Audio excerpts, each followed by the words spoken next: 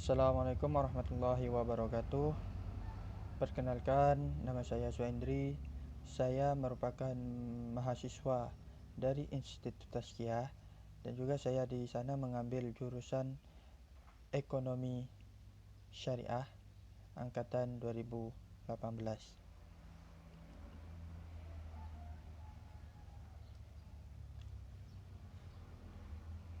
Baik, di sini saya akan sedikit menjelaskan tentang menjelaskan analisis perilaku masyarakat di daerah masing-masing dalam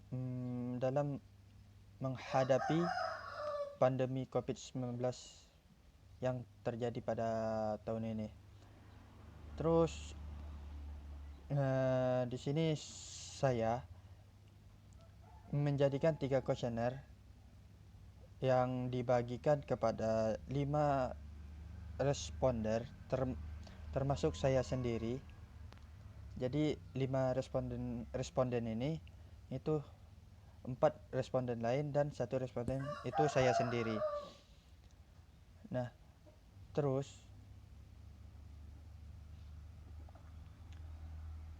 dari 3 kuesioner ini itu dibagi menjadi 3. Yang pertama itu tentang faktor yang mempengaruhi perilaku transaksi, menabung, dan aktivitas ekonomi lainnya. Jadi kuesioner pertama ini menjelaskan tentang bagaimana sih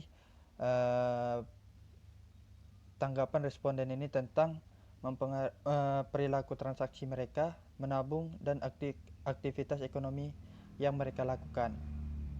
Terus kuesioner kedua itu tentang perilaku menabung, belanja, dan memegang uang tunai. Jadi responden ini kami kasih kuesioner bagaimana perilaku mereka menabung, belanja, dan memegang uang tunai mereka selama pandemi COVID-19 ini. Terus yang ketiga tentang new normal, perilaku mikroekonomi dan sosial. Baiklah, di sini saya akan sedikit menjelaskan dari beberapa data-data yang telah saya kumpulkan selama 3 hari tersebut. Jadi yang pertama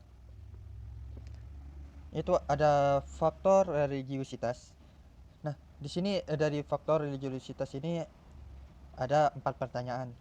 Dari 4 pertanyaan ini saya bagikan kepada 5 responden.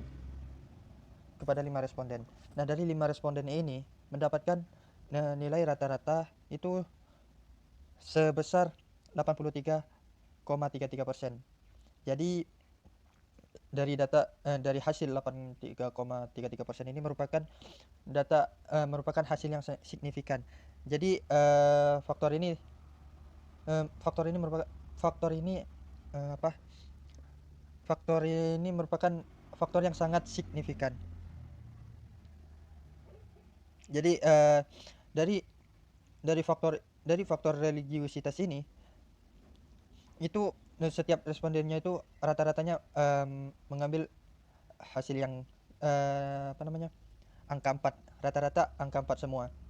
Dari angka 5-nya sedikit dan 3-nya pun sedikit. Jadi dari hasil data tersebut, dari data religiusitas ini itu mendapatkan 83,33%. Terus dari faktor sosial. Jadi faktor sosial ini itu saya mendapatkan data dari 5 responden itu sebanyak 216. Jadi 200 dari data ini itu mempunyai rata-rata sebesar 60%. 60% ini rata-ratanya dari 12 pertanyaan yang ditujukan kepada 5 responden.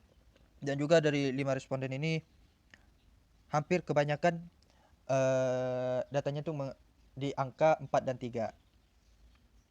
Next, yang selanjutnya dari faktor pengetahuan. Dari faktor pengetahuan ini itu mendapatkan nilai rata-rata 69,16%. Jadi masih data yang tersebut ini masih signifikan. Dan dari 5 responden ini kebanyakannya mengambil di angka 4. Lanjut. Terus dari faktor psikologi. Dari faktor psikologi ini dari data 5 responden tersebut, dari data 5 responden ini mendapatkan saya hitung itu mendapatkan nilai rata-rata 66%. 66%. Terus untuk dari 5 responden ini itu kebanyakan mengambil di angka 4, dan dari 5 responden ini bagian pertanyaan yang ketiga itu semuanya mengambil angka 3. Jadi dari faktor psikologi ini datanya dari data tersebut cukup signifikan. Terus dari faktor ekonomi. Dari faktor ekonomi ini yang dari 4 pertanyaan yang saya tujukan kepada 5 responden itu mendapatkan nilai rata-rata 61,6. Walaupun dari data-data sebelumnya itu mengalami penurunan setiap faktornya, akan tetapi di faktor tersebut ini hasilnya pun masih dalam signifikan, masih di dalam signifikan, dan rata-rata dari 5 responden ini mengambil dia mengambil angka 3 dan 4. Itu kebanyakan dari 3 dan 4. Nah, dari selanjutnya confidence.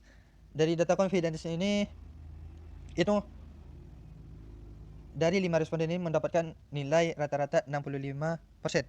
Jadi dari faktor sosial ke confidence ini mengalami kenaikan. Jadi mengalami kenaikan datanya. Mengalami kenaikan, dan rata-rata diambil di angka 3 dari setiap respondennya. Terus pasokan barang pokok.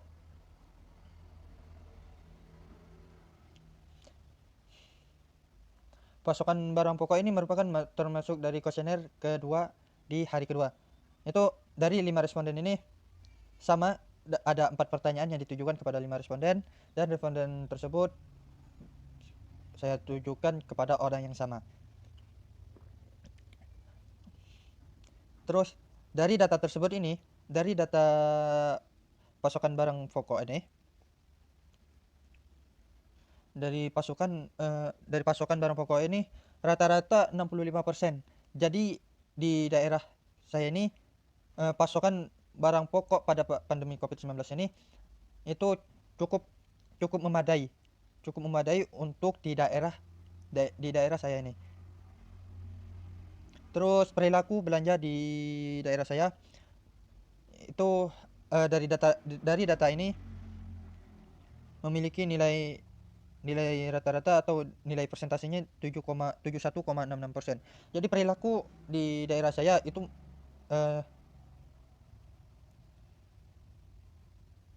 cukup besar. Jadi walaupun masa pandemi ini mereka tetap pergi untuk belanja, untuk beli kebutuhan pokok untuk sehari-hari atau obat-obatan atau yang lainnya. Terus dari data ini rata-rata kebanyakan dari responden yang saya lakukan ini memilih di angka 5. Terus perilaku belanja pada hari raya. Perilaku belanja pada hari raya baik hari raya Idul Fitri, Idul Adha, itu perilaku di sini begitu sangat besar, atau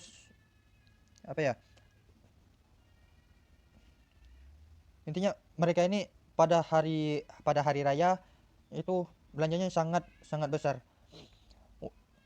Dari data yang saya dapatkan ini dari data yang saya ini itu mendapatkan persentase ya sebesar 77%. Dari 77% ini kan pada masa ini ada masa pandemi Covid-19, tapi mereka hampir rata-rata tidak mempengaruhi kalau adanya Covid-19 ini. Jadi walaupun ada COVID-19, mereka tetap kebanyakan membeli pakaian baru atau beli makanan untuk hari raya, beli pakaian untuk anak-anaknya. Jadi mereka tetap apa ya namanya? Mereka tuh tetap tetap ingin belanja untuk di hari raya. Selanjutnya perilaku menabung. Dari perilaku menabung ini yang saya dapatkan dari data apa namanya dari 5 responden yang saya lakukan itu memiliki persentase 67,5%. Terus pemilihan lembaga keuangan itu memiliki dari data ini memiliki 66 56,66%. Jadi dari 5 responden ini dari total pertanyaan yang saya lakukan itu sama semuanya. Hasilnya 17 dari setiap 4 pertanyaan. Jadi rata-rata dari mereka yang diambil ini 3. Angkanya 3. Jadi pemilihan lembaga keuangan itu tidak begitu signifikan. Terus pemilihan produk. Dari pemilihan produk yang dari data yang dapat saya ambil itu persentasenya 80,83%.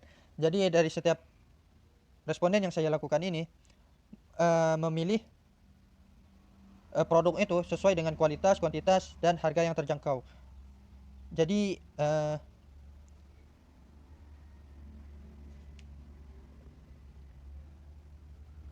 mereka ini pemilihan setiap produk baik dari untuk pakaian, makanan, dan lain sebagainya itu yang pertama itu melihat bagaimana kualitasnya, terus kuantitasnya, terus harganya pun terjangkau dan menjaga kesehatan. Siap. Terus perilaku memegang uang tunai. Dari data yang saya dapat ini itu persentasenya 75,83%. Jadi apa namanya? Dari 5 responden yang saya lakukan ini itu rata-rata kebanyakan lebih memilih banyak menggunakan memegang uang tunai daripada di ATM. Terus perilaku berinfak tapi bukan zakat itu saya mendapatkan persentasenya dari 5 responden 66,66%. Terus perilaku berinfak bukan zakat juga itu saya mendapatkan persentasenya 72,5%. Nah, terus new normal dan ekonomi. New normal dan ekonomi ini merupakan dari kuesioner ketiga yang saya lakukan di hari ketiga. Dari data ini mendapatkan persentase 65%. Jadi ketika new normal, ekonomi tetap stabil. Itu menurut dari 5 responden. Terus new normal dan perilaku menjaga kesehatan. Dari data kedua pada hari ketiga yang saya lakukan ini itu mendapatkan persentase dari seluruh data yang saya lakukan 76,66%. Jadi mereka ini data ini kan signifikan. Jadi pada new normal ini mereka tetap menjaga kesehatan walaupun pemerintah telah memberlakukan new normal tersebut. Terus new normal dan perilaku sosial. Dari data ini mendapatkan persentase 80,83%. Jadi perilaku sosial pada new normal ini begitu sangat besar. Jadi yang awalnya mereka tidak pergi kemana-mana atau tidak pergi ke rumah saudaranya atau kemana. Jadi pada new normal tersebut mereka bisa melakukan silaturahmi baik ke tetangga, keluarga, dan ke kerabat-kerabat lainnya. Baik, terima kasih. Mungkin itu yang saya dapat sampaikan. Apabila ada kesalahan, tolong dikasih tahu karena saya masih dalam proses pembelajaran. Saya akhiri. Assalamualaikum warahmatullahi wabarakatuh.